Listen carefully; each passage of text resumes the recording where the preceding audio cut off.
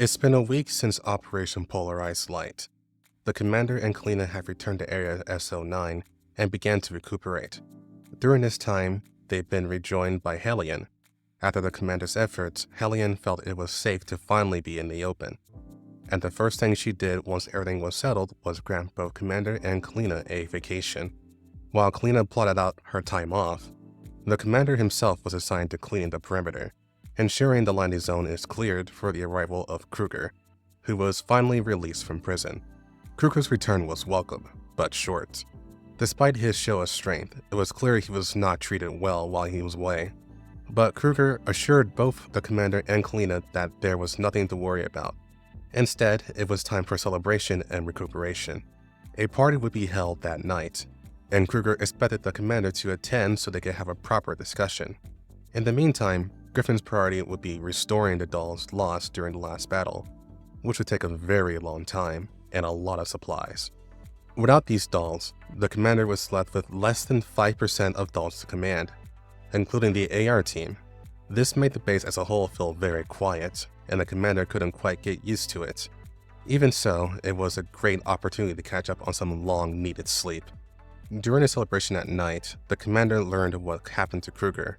Turns out, the Griffin army at large performed a prison raid, and this was enough to save Krueger.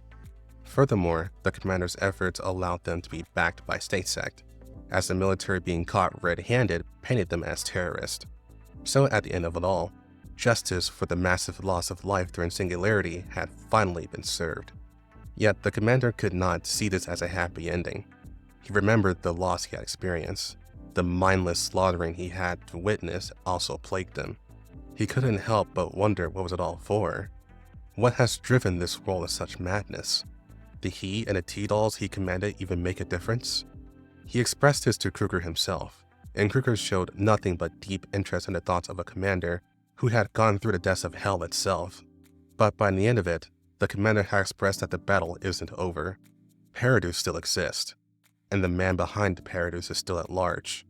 The commander wants to stop them, but he feels out of his depth. And to that, Krueger tells him that this isn't something he should throw himself into. The fact of the matter is, Griffin as a PMC is just that, a PMC.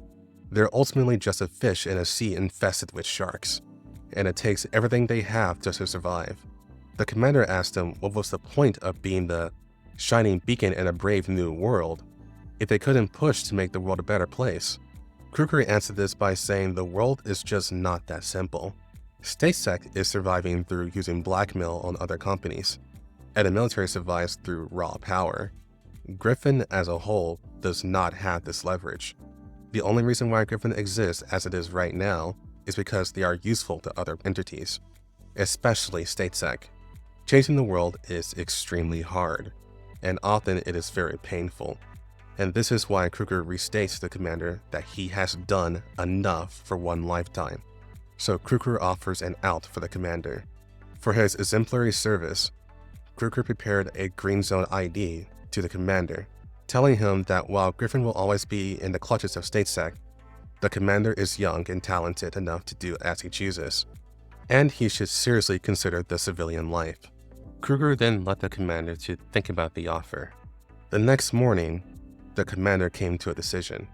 Putting his thoughts into action, he threw the ID into the trash, determined to stay in Griffin. Shortly after, he met with Kalina to get a status report. The major takeaway from this is Angelia had contacted the commander and stated she will be needing his help in the future, particularly once she finds William's location. Until then, she asked the commander to remain on standby and protect the Needle children that they have brought back from the Poldyski submarine base. Kalina then brings up Dandelion, who had chosen to remain with Griffin. More specifically, she chose to stay by the commander's side. Dandelion herself explained this, stating that even though they are now separated, she is still affected by M4's emotions and desires. M4's final thoughts before separation were solely on the commander. As a result, Dandelion desires to remain with the commander for M4's sake, and will continue to do so until M4 returns. But it would be a lie to say that was the only reason why. Dandelion may ultimately be a proxy of Naisha's will, but she has her own desire to learn much about the world, and to give the isomers as much of a fulfilling life as possible, and the commander is the only person she knows who will help her do that. It was then that Javier called in, and this was something the commander had been waiting for, as he's been wanting to give him a piece of his mind. He did not appreciate the previous mission being so far out of realistic expectations. For once, Javier apologized, as he genuinely did not expect the mission to have taken such a toll on the Griffin army, but he ultimately won in the end. The commander echoed the same sentiment he did with Krueger, stating it did not feel like a victory at all. It only highlighted how bad the world is. But Javier assured him that this is why they fight. The military legitimately wanted to activate the relic to destroy the world, and the commander stopped that. That is a victory that stopped global devastation. Furthermore, the commander took upon himself to protect the sensitive materials that is Dandelion and the Nido children. While Javier did warn the commander to not under any circumstance let Stacek know about Dandelion, he had decided it was time to explain why that was the case. The simple explanation is, William's research should not fall into the wrong hands, and Stacek is on that list. In fact, he believed no government should ever catch a whiff of William's work, especially if someone in the government were connected to General Carter, who became a warmonger after World War III. To many war veterans, World War III never ended. In the midst of all of the pain and suffering after the war, these veterans had deluded themselves into thinking that had the war been a decisive victory, none of this would have happened. The peace treaty at the end of the war should have never happened, and this is in large part as to why the Neo-Soviet Union military desires to conquer the UN, as well as the growing influence of Resartrism. They have no desire to reflect on the actions that led to World War III, and even further, they have no desire to help their fellow man. They just want someone to hate. Javier then stated, humans are so skilled at running away from reality that they think they'll be happy if they hand their pain off to someone else. But that is far too naive. As long as the wound exists, the pain will never go away. Humanity has already paid a grievous price for its division and disunity, and returning the world to isolation is nothing more than mankind bleeding itself all over again. It's pretty clear at this point that Javier is a Resartrist. The commander may not have picked up on this immediately, but the sentiment that Javier displayed resonated greatly with them. He too wished for the world to come together and stop the bleeding, but he also knew that just wasn't going to happen, not without killing the people who disagreed with it. Yet Javier said that's exactly the point. The reality is, the world can only get better by killing the extremists, since the extremists only cause more suffering. In fact, it's a soldier's duty to protect the innocent from these extremists. This was actually something that the commander found hard to swallow, as it just meant his hands would have to be stained with more blood. But Javier found this endearing. It was rare to find a person filled with such compassion, and he hoped that compassion never leaves him. Getting away from that heavy subject, Javier brings up a new mission. First, he updated the commander on Angelia's progress. She ended up in Bremen, Germany, and is still investigating William's whereabouts. Commander's mission is to support Angelia in any way he deems fit. Javier provided him the intel that Angelia gathered so far, and it was on him to figure out how to proceed with the given information. Lastly, Javier tells the commander to expect a call from Persica, who has been very eager to talk to him regarding M4's disappearance. Shortly after the call ended, both the commander and Kalina got to work, but the commander noticed that Kalina was lost in her own thoughts. Confronting her about it, Kalina eventually opened up and asked if he really decided to continue working in Griffin. The commander found this line of thinking strange, since he thinks he made it pretty obvious enough that he is. But it turned out that Hellion had also given her a Green Zone ID pass. So it was pretty clear that both Hellion and Krueger wanted both Kalina and the commander to leave Griffin. Kalina at first was very happy to have been given an out, but her enthusiasm dropped when she figured that the commander would be stubborn enough to stay. But on the off chance that he did decide to leave, she, very embarrassingly, admits that she would have gone wherever he went. This made the commander realize he was kind of deciding her future with his own decision. And he tried to break this by jokingly saying he wasn't exactly sure what he wanted to do, and she shouldn't worry about him, urging her to start a new life and live lavishly like she always wanted to do. Besides, it would be far better than being on the battlefield constantly. This straightforward response caused Kleena to backtrack, saying she wasn't worried about him or thinking about his future like that, and that she'd just feel bad if she left Griffin with all of the logistics work that no one else was trained to do. The commander then stated that it shouldn't be a problem, since he can always just get another adjutant. And this was the very wrong thing to say. Kleena was very shocked he could even suggest that, and called him a great big dummy, and stormed off. The commander wasn't sure what just happened, but Dandelion chimed in to say that he is indeed a great big dummy. After drilling it into his head that he really screwed up with Kleena, Dandelion stopped grilling him in favor of letting him know that she analyzed the intel that Javier provided him. There was a lot of information to compile, but the immediate thing that stood out to her was the fact that William had been keeping track of SF. Thanks to this, it would be in their best interest to track down the SF remnants before Paradis does. She immediately suggested using the AR team to get this done, stating they could use the distraction. The next day at 4 a.m., the commander was pulled into the command room as Persica was on the line.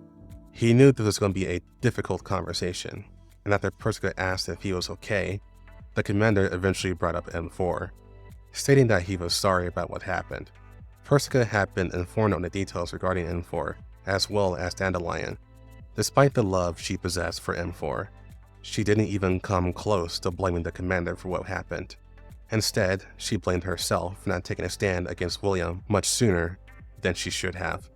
The ire she had for him was at its peak, and she was ready to go all in on destroying him and his work. With that, the commander agreed to let Persica talk to Dandelion. However, he couldn't command her to do so over the line. Persica was fine with this, since she had planned on moving her station there anyway. To the commander's surprise, Persica had decided to set up permanent residence at his base. Javier had already agreed to it, and she would just need approval from the commander. He ultimately granted it. When the call ended, Dandelion inquired on his thoughts, and the commander confessed that Javier was being a bit too out of character, especially now that he was allowing Persica to be in the same area as him. Dandelion agreed with this, stating he shouldn't trust Javier. Despite his ideals, the fact of the matter is they don't know anything. It could very well be possible that Javier is just manipulating the commander. So Dandelion suggested that the commander find opportunities to gain some tangible leverage over Javier with his upcoming mission. The commander agreed with this, but brings up the mission for the AR team. Dandelion ensures that she will keep their spirits up during the mission. Upon realizing that she intends to go with them, he provides Dandelion his red coat so she can appear more like a normal employee. Despite her absurd powers, she looks quite human, so a change in appearance would be enough to allow her to blend in. The AR team came shortly after this, and Dandelion teased them that she gets to wear the commander's clothes and not them. RO though managed to set things straight. Speaking of RO, she got a new body upgrade from Persica. With M4 now gone, RO was once again the leader of AR team for the foreseeable future. This is also the time where we learn that RO is a prototype of the third generation of dolls, as Persica developed a method to allow RO to develop true emotions and self-determinism, effectively granting her free will. She struggled to come to grips with this, but after talking to several of her friends and family, she had resolved to be the best she can be to protect the one she loved, and to get M4 and M16 back. But the more alarming part of this scenario is the reappearance of Architect. It's been a long time since she made an appearance, so for some quick context, Architect initially appeared with her partner, Gauger, during Operation Hyperthermia. The two of them trapped RO, M16, and Softmod in the middle of a SF base that was filled with cannons. Squad 404 was assigned to make a rescue, and soon after this, the commander assembled a rescue party and rolled over the base. Gauger managed to escape, but Architect was captured and she willingly surrendered. Ever since then, she was put in holding at the Griffin base, but Architect has actually displayed good behavior, and she expressed to the commander that she actually prefers his company over being an SF. The mission at hand is to investigate a ruined sector containing a destroyed Sanguis base.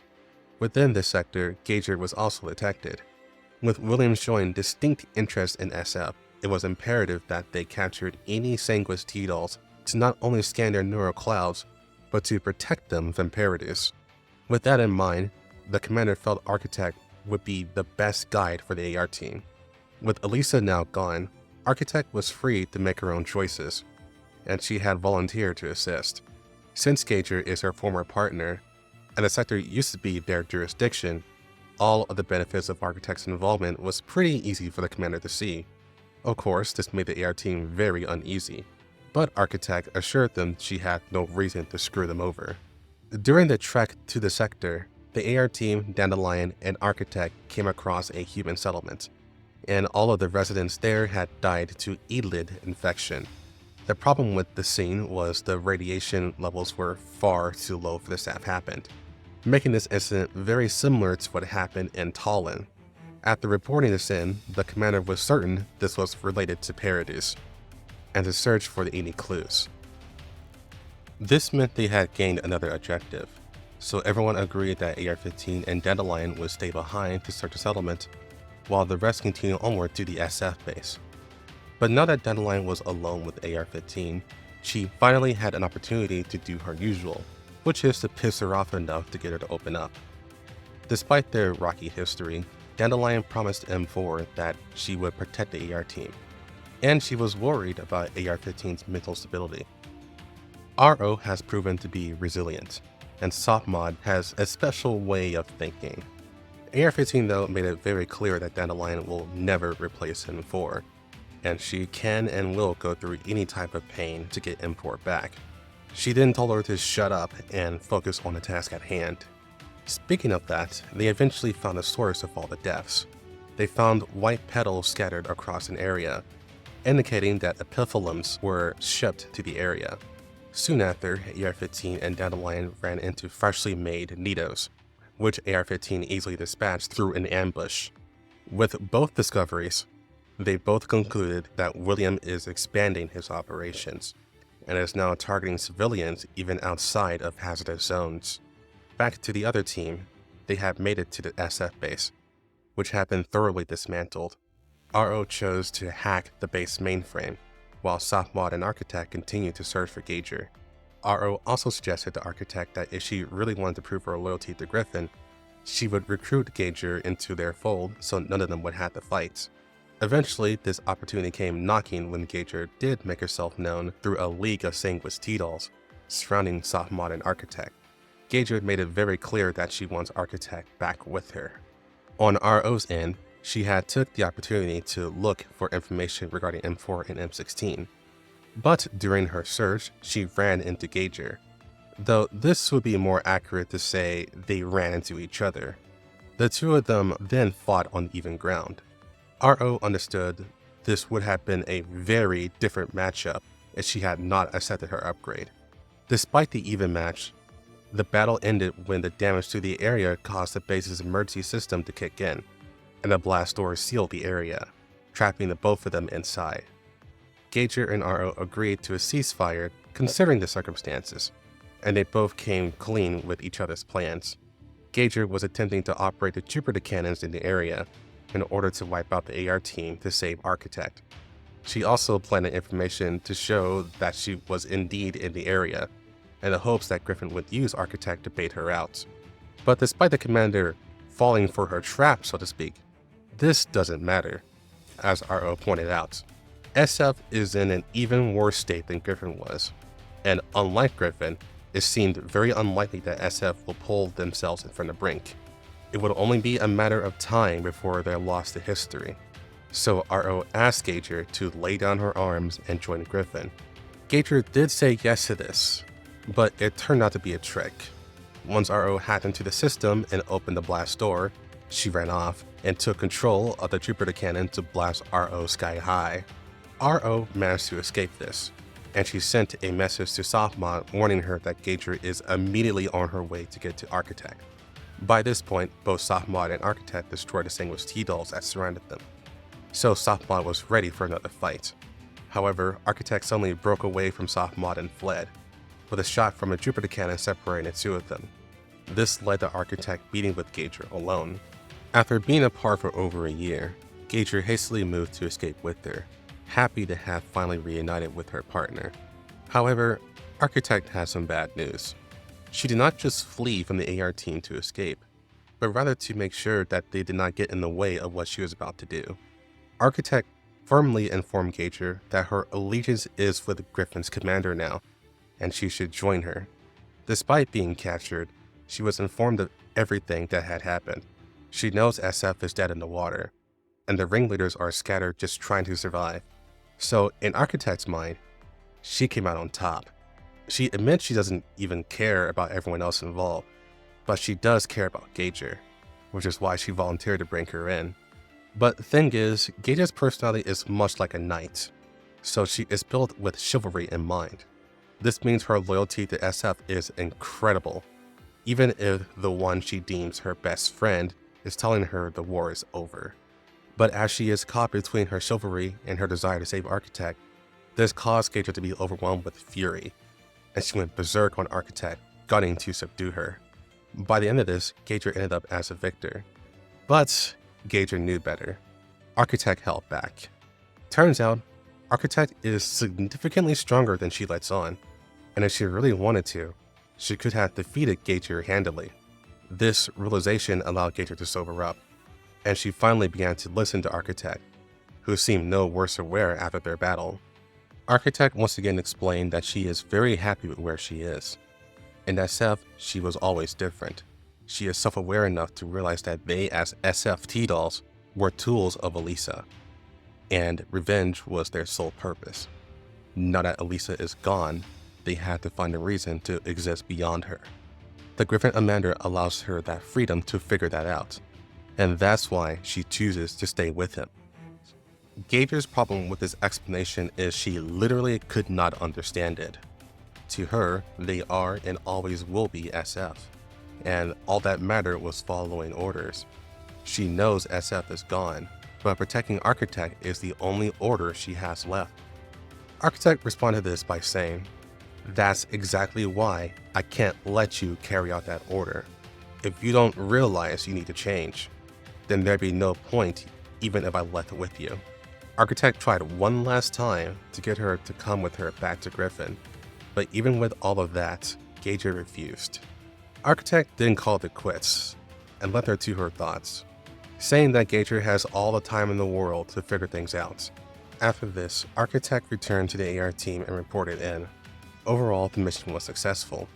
To gain more information about William, and RO managed to get information about M16. As for Gager's whereabouts, the AR team decided to give Commander her general location, and he will handle capturing her with an aid from a third-party company called Svarog Heavy Industries. For her troubles, Sophomod ripped Architect's legs off as punishment for running away from her. But as the commander was handling all this, there was another team trying to dig deeper into William's whereabouts. This was Task Force Defy, led by Angelia. Angelia's chase led to Bremen, Germany, where they had put on disguises. The T-dolls of Defy had dressed like civilians, with Angelia initially dressed like a homeless person to avoid spies tracking her. Once the coast was clear, they met with Agent K, who was no longer their informant, but Chairwoman Ulrich had great interest in supporting Angelia.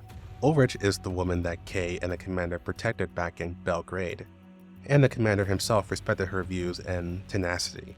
So Angelia wasn't particularly adverse to working with her, but Ulrich did want to talk to Angelia before she proceeded with her mission. While Angelia was no longer bound by K, she wasn't exactly well off fighting on her own, so she agreed to meet with her. Upon being escorted to Ulrich's office, the two had a decent conversation. Ulrich assured her that even though they weren't exactly playing for the same team, Ulrich had a vested interest in Angelia's success. To help her, she assigned Kay and 2 other agents as support. First is Morodo Voigt, who is Ulrich's secretary and specializes in knowing the lay of the land. Second is Agent Hobbs, a retired police officer. Angelia wasn't keen on accepting such hospitality, but Ulrich saw right through her. No matter how cold Angelia acted, she could tell that she had the same bleeding heart as the commander, whom she respected dearly. People like Angelia and the commander are rare in the world, and Ulrich wanted to do her utmost to let them up as much as she could. Angelia couldn't exactly go against such unfiltered words, so she finally relented. Now with some extra helping hands, the group discussed their plan at the assigned safe house. At first, they were very much in a hurry-up-and-wait situation. Despite having Ulrich's help, she's ultimately just a politician with limited influence. Both Griffin and Defy were under heavy surveillance from multiple parties after the exploits from Operation Polarized Light, so they could not afford to make any wasted moves. That said, they were also aimless without any clues. Just changed sometime later when Javier sent a message to Defy informing them of the commander's findings at the infected villages, particularly the epiphyllum that was used to carry collapsed radiation to infect the villagers. After some investigation, it was discovered that these were shipped from locations near Defy's safe house. This gave Angelia a clear sense of direction, and almost immediately she and her team moved out. This led them to the Flora Botanical Research Institute. With Morido's help, Angelia got a meeting with Leone, a senior researcher. Leone appeared apathetic to the whole thing, and Angelia surmised that the young woman was just antisocial. That said, Leone stated that the government has funded the research institute very well, as plants are one of the very few sources of life that is resistant to collapsed radiation. The research done here is in hopes of finding a way for humanity to adapt to radiation, much like how plants have. Angelia attempted to inquire further about this, but Leone suddenly became uncomfortable answering questions and led them to their devices. This only made Angelia suspicious about their findings, and instead of leaving it be, she approached Leone again and asked why she was the only one working today. Both Angelia and Agent Hobbs realized that there was literally no one else in the area except for Leone, which did not make any sense. Not even a little bit. Leone confessed that she was indeed the only one working today, which only pushed Angelia to grill her further by drawing her weapon and demanding for straight answers. During this time, AK-12 and RPK-16 were paired together. While outside, they were approached by a suspicious-looking man who looked less than impressive. Despite that, they both were very certain that this man was a spy, as this man got more and more frivolous. He led the two dolls in disguise into a trap where they were set into a middle of a human firing squad. It appeared their disguises worked very well, because these humans had no idea that they were about to rain hell upon them.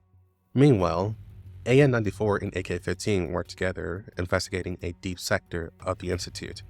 During this time, they both had a peculiar conversation. 94 had asked if she wanted to lead their operation instead, to which AK-15 refused. She was perfectly fine with 94 leading, as she was more than sufficient for the job. AK-15 went further to state that the only person she does not want to be partnered with is AK-12. RPK and 94 work well with her because they are open and honest with their plans. But AK-12 often overcomplicates things and hides information, while demanding absolute trust. While she applauds that 94 could accommodate her, AK-15 finds this to be AK-12's fatal flaw as leader. 94 was somewhat confused as to why AK-15 was suddenly so open with her, but AK-15 assured her that she was just stating facts. 94 has always been a T-doll worthy of praise. With that smoking gun, 94 understood that AK-15 was taking the chance to make up for what she had done in the past, but 94 had a lot of time to move on since then. She assured her that they could close that chapter of their lives. Shortly after this reconciliation, the two of them found the damning evidence that they needed. They found a section of the Institute that was growing epiphyllum, and next to these bed of flowers were crates that looked exactly like the ones that the commander reported to them. It appeared the sudden visit did not allow the Institute to have the time to hide the evidence. So, the culprits did the next best thing. 94 and AK-15 detected a large armed force incoming, and they were too well armed to just be security. 94 quickly surmised that she and AK-15 were not detected, but rather they had planned to kill Angelia as soon as she entered the door. At this point, 94 contacted Angelia remotely and stated an armed force was heading to her location, as Angelia suspected this was a trap. Very shortly after this, Angelia got a whiff of a scent from a plant, which turned out to be a very potent hallucinogenic. This caused Angelia to think back to a very traumatic experience for her, which was when she was at ground zero and almost got ripped apart by the elites.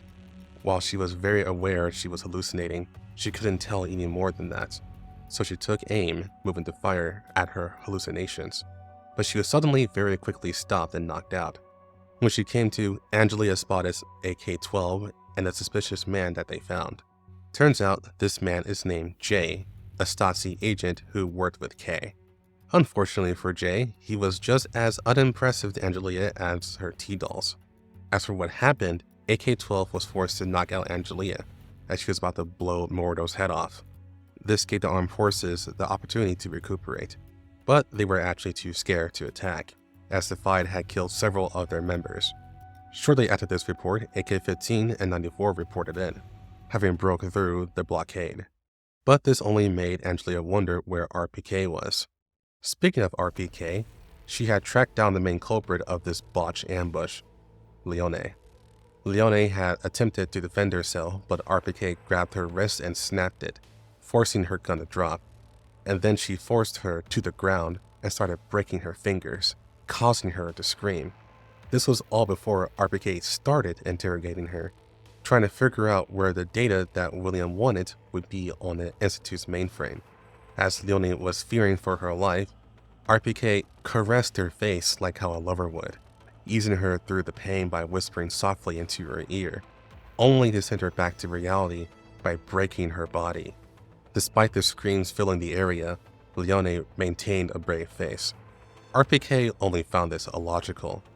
Leone had no appreciation of human life, yet she did not want to die. Either she was a coward, or she foolishly felt she was part of something bigger. RPK knew better from how laughably terrible this ambush was. Leone's reinforcements were not skilled. They were ill-informed on what Defy was, they had no backup, and their staged ambush was so obvious that even a newbie can figure out what the trap was. All of this was compounded into one truth. William wanted her to die. She's a waste of space, and she would be much better off sacrificed. In fact, here she was, trying to run for her life like a helpless child. And yet RPK could do whatever she wanted to her. She could peel her skin inch by inch and make her scream for hours. Yet William would more likely applaud for the good show than to save her. These unmistakable truths forced Leone's morale to sink. She had finally accepted that her life had no value to anyone. After confessing where the data was, RPK checked on it, only to find that it had been erased. She immediately knew Leone had no idea this was the case, because Leone had even failed to kill herself in her despair, as she didn't even have enough bullets to shoot herself with. So all she could do was lay there like a helpless sack of flesh. The smallest of levity arrived when Angelia showed up and she witnessed Leone's broken state. She could only ask RPK if she did that. RPK made no attempts to deny this, only stating she did her best to keep her alive. And for Angelia, this was good enough. Though Angelia couldn't help but tell her that she was one sick bastard. But before they moved on, RPK asked her a question. Could the world's future lie in plants? Angelia immediately said that was a load of bullshit, but RPK entertained the thought further. We dolls are not unlike plants. Some humans consider us the future. They give us a purpose and hope we can point them towards the correct path. But who is to tell us what is correct? If plants aren't the answer, are we? Ultimately, Angelia really did not care to talk philosophy with her, and just ordered her to drag Leone's carcass with them back to the safe house. Meanwhile, Squad 404 had been given an assignment by the commander. Their job is to check an address that belonged to Zeratul Worcester Pharmaceuticals. Apparently, this company had been abandoned despite a lot of money put into it, and recently there was an unknown signal that had been picked up. Most alarmingly though, the company is mainly invested in biotechnology, and one of their partners is William. So, Squad 404's goal is to find anything that could help Angelia's investigation. With them is Anna, who managed to stow away herself in the helicopter that Squad 404 used. Anna was familiar with the company, and she personally wanted to help expose them. During the investigation, they ran into Destroyer and Dreamer. Both of them had fled after the battle with the military, and they intended on using this surprise meeting to take out their grudge on Squad 404. But this does not go so well for them. Destroyer was low on battery, and her body was malfunctioning so poorly that she could barely fight. Her neural cloud was also so damaged that she couldn't maintain an order. Dreamer was not in a much better state. She had been using her own parts to sustain Destroyer, but she did not have the know-how to fix her neural cloud. So overall, the pair were immensely weaker than before. Squad 404 immediately picked up on this, and HK 416 was bent on taking the opportunity to scrap them once and for all, but she was stopped by the commander. The commander instead provided an offer to Dreamer to turn themselves in, and in return, he would repair both of them and treat them like any other T-Doll under his command. As tempting as this offer was, Dreamer was not keen on becoming a slave to humanity. After some back and forth between the two, the commander was convinced that Dreamer wouldn't change her mind, and as a sign of goodwill, he decided to let the two of them go. 416 hated this idea, but 45 did not leave completely empty-handed. She managed to plant a tracker on both of them, so the commander can attempt to convince them another time. After all of this, Anna had the chance to figure some things out, and memories resurfaced. 45 reported this back to the commander once they returned to the base. Turns out, the Nidos such as Anna were originally from orphanages.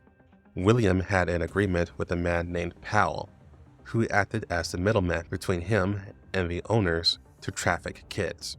Since orphanages are overcrowded thanks to the horrors of World War III, a few missing kids wouldn't be on anyone's radar. Considering Anna's state now, it was clear what had happened. William was literally being supplied with test subjects, and these kids were drugged and stuffed into crates to avoid detection from authorities. They then were modified to become weapons to do whatever bidding William needed. They were one step closer to figuring this all out, but the commander couldn't help but wonder how such evil could exist in this world. Sometime later, the commander and Kalina were having some issues getting along, as Kalina had a very short fuse with them. But their little spat was interrupted by a call from Persica.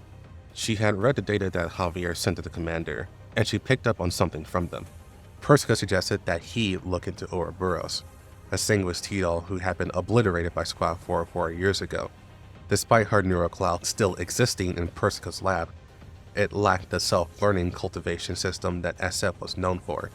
Despite Ouroboros' emotional problems, she was definitely one of the most intelligent and rigorously trained AI that Elisa made, and getting more data from her would allow Persica to get ahead of William's research into SF as a whole. There would be neural backups and spare bodies of Ouroboros at her old stomping grounds, and Persica requested that the commander looked into this. With the AR team and Squad 404 tied up with other objectives, the commander sent out a squad of Griffin T-Dolls to get this job done. The Griffin T-Dolls reached Ouroboros' old base and found an old frame of hers.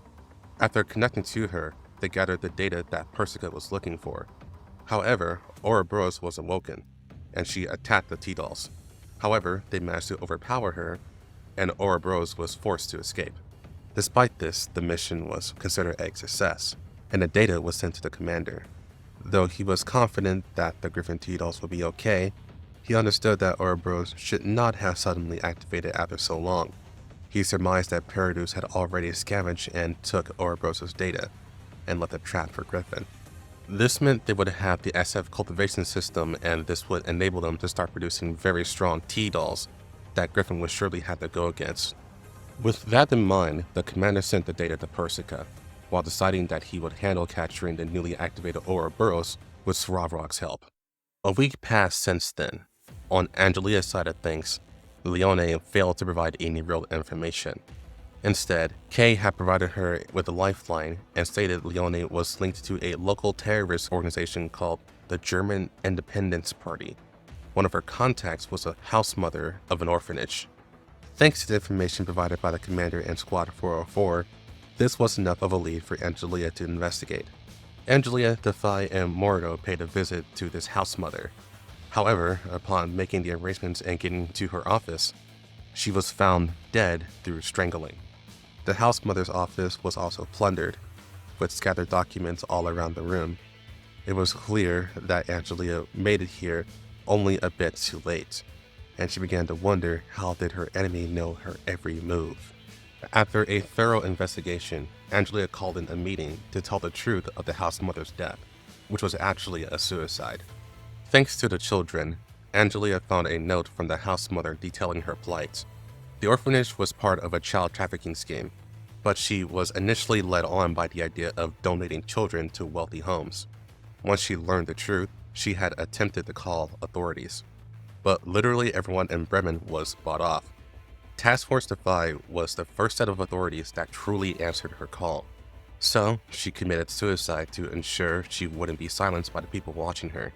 And one of those people was a security guard, now caught red-handed. The security guard attempted to kill Angelia, but he was stopped by a teenager and Agent Hobbs. Hobbs killed the security guard with a clean headshot, which angered the teenager as he was actually Agent J in disguise. Jay was undercover trying to unveil the truth behind this whole thing, but now that their number one culprit was gone, they've been set back a good deal. But Angelia did not see it this way. After the room was cleared, Angelia gave Jay a note showing that the house mother left them one more viable clue: a bank account from the people who forced the house mother to take her own life for the children. Once again, Powell's name was all over it. Angelia asked Jay to trace these transactions and see what he could find, and to keep his findings between them. Angelia was extremely confident now that no one could be trusted, not even the Stasi. Sometime later, Angelia, Mordo, Hobbs, Agent J, and the rest of the Defy found their way to a refugee settlement. Between Angelia and the commander's investigations, it was clear that there was one name that continued to pop up over and over again: Powell. With all other leads dried up, their only shot at making any headway would be to capture Powell and interrogate him on William's whereabouts. Angelia had decided an aggressive approach was their only option, and they'll scour the settlement and search for him.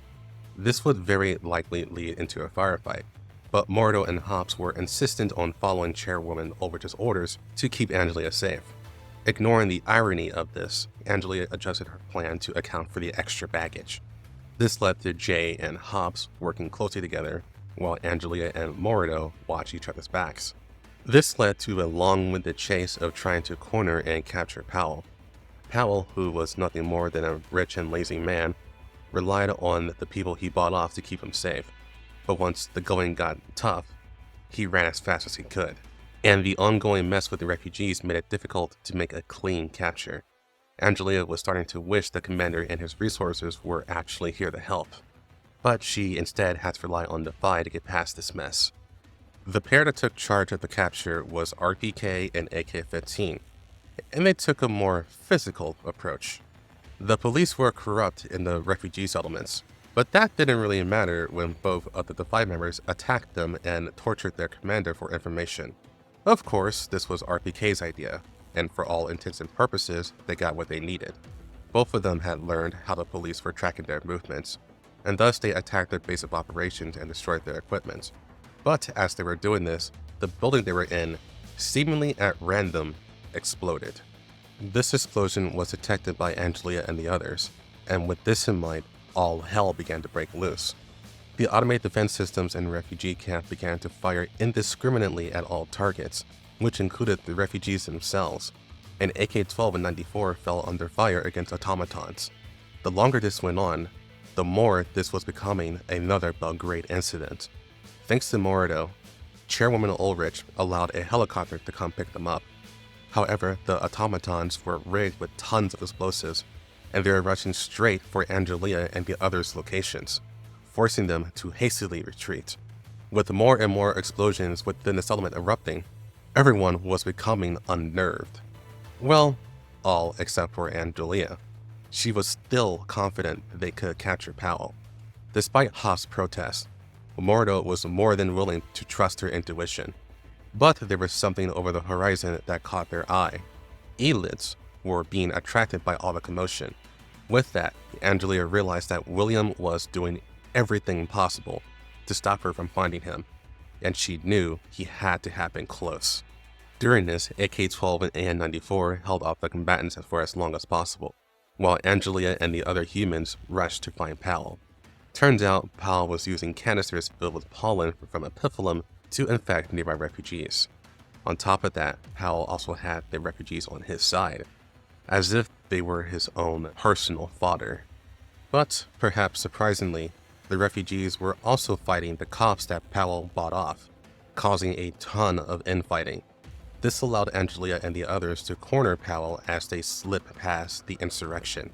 However, once Powell was captured, Agent Hobbs showed his true colors by knocking out Jay and held Angelia and Morido at gunpoint. While Morido was shocked, Angelia was not, as she'd already looked into everyone on the team.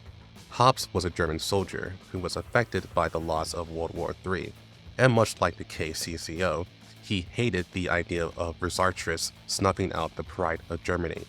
As such, his goal was not necessarily to betray Angelia, but to betray Chairwoman Ulrich.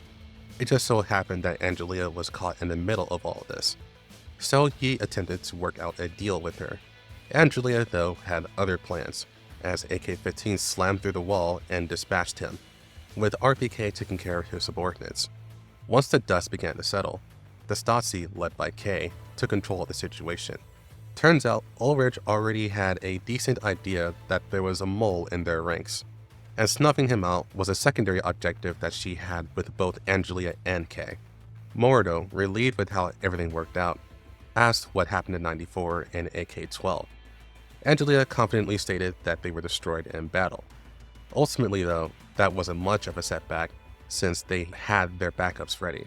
Morido couldn't help but be impressed by how well Angelia handled herself this entire operation, but stressed that Ulrich wanted to speak to her before she vanished. Angelia accepted this, though before she left, she and Kay had a little chat. They were both very confident that everything that happened in Bremen thus far was extremely precise, and it went well beyond what Hobbs could coordinate. In fact, Angelia was convinced that Powell was just a distraction, much like how Leone was. This made Angelia lament they weren't any closer to finding William's base of operations. With that, Morido and Angelia got on the aircraft and took off to Chairwoman Ulrich's location. With all the excitement Angelia was having, the Griffin base was very calming and even uplifting as they had time for more and more T-dolls to be restored. It was slowly returning to being the rowdy place it was known for. During this recovery phase, the Griffin T-dolls insisted the commander join them for a party to celebrate their return. After spending a lot of time with the T-dolls, he took note that Kalina was also in the area and took the opportunity to approach her and finally have a talk regarding their strained relationship. After being angry for so long, the commander understood that he had taken her feelings for granted and failed to take her seriously when he should have. So he asked her in full sincerity if she was going to leave Griffin. Kalina was honestly annoyed by this and answered by asking if he was going to do so, to which the commander answered that he has always intended to stay. And even though he admits he wasn't straightforward with her when he should have been, he didn't want her to leave either. This confession actually caused Kalina to break down in tears, as the past week has been very stressful on her heart. She didn't know what she would have done if the commander was suddenly gone and she was left alone. She even tried to avoid him entirely to avoid that pain, but she literally couldn't stop herself from being in the same room as him day after day. So all she could do was just be angry at him. This sudden dump of emotions caught Commander off guard. But now he fully understood that he was completely in the wrong. So now all he wanted to do was repair their relationship. For that, Kalina only had one request. She wanted him to promise that he would never lie to her ever again for the rest of his life. The commander noticed this was a deep promise, but if this ensured that Kalina would grace him with her brightness again, it would be a promise that he would keep. With that, Kalina smiled for the first time in what felt like ages. After all the stress went away, Kalina suddenly felt tired, and she returned to her room for the night. Right after this, Dandelion sat at the commander's table. After teasing him about how easy it was to fix this relationship, she informed him that she had important information. After taking in the view of all the tea dolls having fun with each other, he left with Dandelion to discuss this. Once outside, Dandelion led the commander to the AR team, who had avoided joining the party to go over a very serious situation. Dandelion had obtained information about Angelia's ventures in Germany, and she had taken a snapshot of an orphanage that Angelia went to. After cross-referencing it with everyone's memories, Dandelion and the AR team knew for a fact that this was the same mansion that they had witnessed in the inverted forest. More specifically, this was where Lunacia used to live. After a big discussion, the AR team decided they must go to Germany to investigate this mansion, as it could get them one step closer to finding M4. However, this meant taking an extended leave of absence, and thus they asked for permission to leave. As a surprise to them, the commander denied this request. Instead, he decided he would look into the matter himself, and if it deems an investigation, he and the rest of Griffin will go with them. He also had a vested interest in getting M4 back, and he had no intention of having the remaining AR team members do this alone. With that, all he asked from them is his trust, and to stick together as a team. The AR team were immediately put at ease with this, and they all easily agreed to the conditions. RO thanked the commander for his consideration before the AR team departed for the night. The commander realized that RO is slowly becoming the backbone of the AR team, despite being in M4 shadow for so long, and that truly put him at ease. Dandelion, however, found it strange that he promised to find M4 so casually. Even though she too yearned to find M4, she knew doing such a thing would require much sacrifice, and she wasn't sure if the commander was ready for that. The commander confessed that the AR team is important to him, and he wants to do right by them by putting the family together again. Dandelion couldn't help but admire that optimism, despite everything he's been through. But she did remind him of the promise that he made to her as well. She wants to always stay by his side, to truly learn what the world means to him, and she hopes he answers in earnest before he dies. Back on the aircraft, Angelia and Morodo had a heart-to-heart regarding everything that had happened. Angelia was glad that Morodo managed to survive everything, but that only caused her to be suspicious. How could Morodo, a woman with zero combat experience, have been so calm and not scared shitless after everything they saw and experienced? Any normal person would have severe trauma. Even when Agent Hobbs held her at gunpoint, she did not show any fear in her eyes. But most importantly, when she was held at gunpoint, Morodo gave herself away, as she had revealed a gun strapped to her back that she was going to use against Hobbs. After revealing this, Angelia went all in and pressured Morodo to tell the truth, no longer buying her cute and innocent persona. This caused Morodo to attack Angelia almost immediately, showing extreme CQC skills. And when Angelia managed to get some distance and shoot Morodo square in the chest, Morodo somehow managed to dodge the bullet. This made it very clear. Morodo is a Nido, and she's the true spy that Paradus had planted. But it was clear that she looked absolutely nothing like any Nido she or the commander witnessed before. She was perfectly disguised as a human. With Angelia now in trouble, AK-12 stepped out of the cockpit, which proved to be extremely surprising to Morodo. Turns out, AK-12 and 94 were never killed off.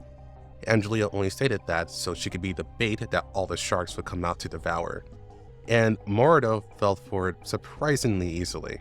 Morido attempted to get the upper hand, but AK-12's bullets from her assault rifle pierced Morido easily. Despite that, Morido's body was much more durable than that of a normal human. But realizing she wasn't going to make any headway against both AK-12 and Angelia, Morido broke open the plane and jumped out. AK-12 was forced to go back to the cockpit and pilot the plane, while Angelia held onto the plane for dear life. And while doing so, she realized something harrowing. If Morido could be perfectly disguised as a human, then surely Paradus had infiltrated all of the German government. It was the only thing that made sense. This means Paradus's influence in Germany was far more prevalent than in Russia. But there was a silver lining to this. William was 100% in Germany, and Angelia was confident she will finally expose him. And that's all for the Dual Randomness event. This did take longer than usual to get out, and to be honest, it was because I was starting to feel burnt out. But my head is back in the game now, so there should not be any delay for the next episode. Once again, thank you to all of my supporters on this channel on both YouTube and Patreon. I appreciate all of the support I can get. I will see you all next time.